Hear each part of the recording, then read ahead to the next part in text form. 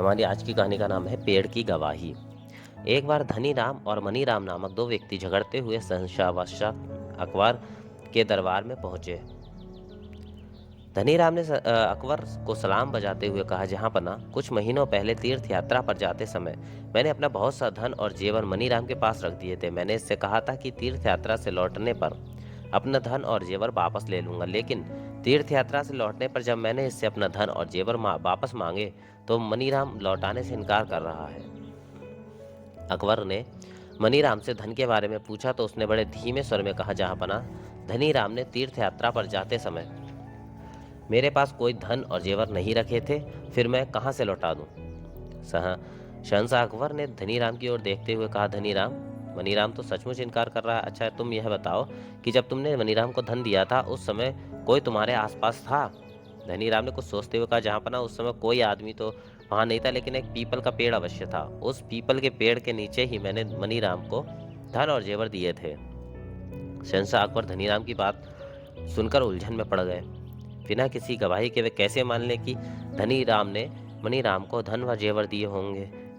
दूसरे, उन्हें धनीराम भी झूठा नहीं दिखाई दे रहा था। कोई भी तीर्थ यात्रा से लौटा व्यक्ति इस तरह झूठ बोलकर पाप नहीं कर सकता। शहंशाह अकबर ने बीरबल की ओर देखते हुए कहा, बीरबल, इन दोनों के झगड़े का फैसला तुम ही करो। बीरबल ने बादशाह के आदेश को सिर झुकाकर स्वीकार किया और सिंहासन से उठकर धनीराम से बोला, धनीराम, तुमने पीपल के पेड़ के नीचे मनीराम को धन व जेवर दिए थे। तुम जल्दी से जाकर उस पेड़ को गवाही के लिए बुला लाओ। देखो, तुम तीर्थ यात्रा करके आए हो, तुमने बहुत पुण्य का कार्य किया, इसलिए पेड़ तुम्हारे साथ अवश्य चलकर यहाँ आएगा। धनीराम चुपचाप पेड़ को बुलाने के लिए चल दिया। पेड़ के पास पहुंचकर धनीराम ने उसे गवाही देने के लिए अपने साथ चलने के लिए कहा, लेकिन पेड़ भला धनीराम के साथ कैसे आता। धनीराम ने लौटकर बीरबल से कहा, हुजूर, पीपल का पेड़ मेरे साथ नहीं आया। बीरबल ने मनीराम की ओर देखते हुए कहा, मनीराम, मुझे लगता है तुम सच बोल रहे हो, इसलिए अब तुम जाकर पीपल के पेड़ को गवाही के लिए बुला लाओ। मनीराम मन ही मन खुश होता हुआ पीपल के पेड़ को बुलाने के लिए चल दिया।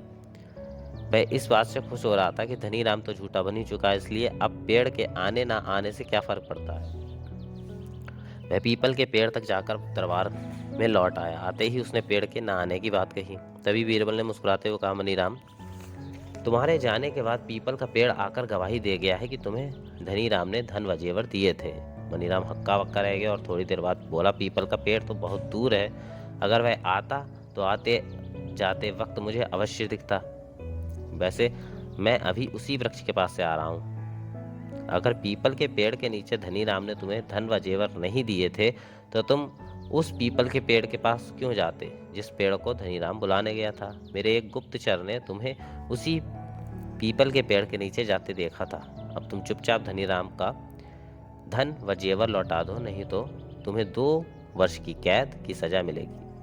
मनीराम ने चुपचाप धनीराम को धन व जेवर लौटा दिए।